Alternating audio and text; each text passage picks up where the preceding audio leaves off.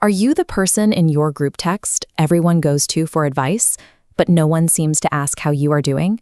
You probably project an aura of total reliability. You show up when things go wrong, you absorb other people's panic, and you deflect any concern about yourself with a quick, reassuring smile. But then you go home. The moment you are alone and no longer actively solving someone else's crisis, the notifications stop. You step into a vacuum, surrounded by a sudden, total lack of emotional support. Being the steadfast rock of the group is not a quirky personality trait. It is an isolating position that forces you to carry an unbearable weight entirely by yourself. That flawless outward projection of strength requires a massive amount of energy to maintain, masking profound, chronic emotional exhaustion. When the pressure finally boils over, you likely hide your tears in private. Expressing negative emotion feels like a direct violation of the unspoken contract you hold with the people around you.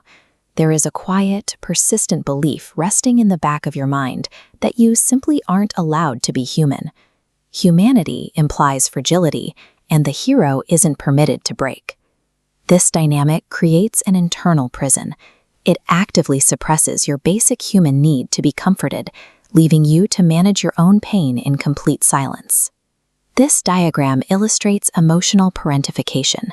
Notice emotional support flowing inversely from child to parent, making hyperindependence a learned behavior.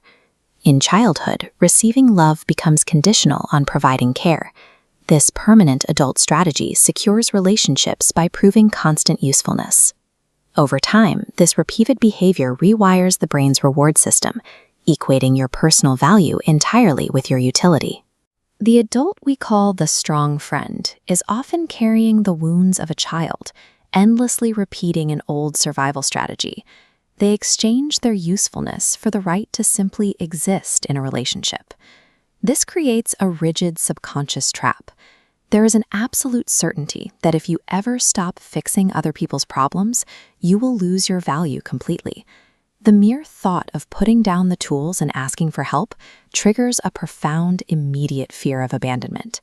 If you aren't the fixer, why would anyone stay? This balancing scale graphic illustrates the toll this takes. Usefulness becomes a transactional currency. It buys new relationship connections on one side, but it continuously drains the emotional humanity of the spender on the other side, just to maintain the balance. As long as utility is the only currency you allow yourself to use, you remain stuck in a cycle of constantly paying for a love that should be free. True, healthy connection is never transactional. Your inherent worth as a human being exists entirely separate from what you can do for other people. You are allowed to lay down the burden of constant caregiving. You can surrender the role of the hero. You do not have to be invincible to be worthy of being held, seen, and supported.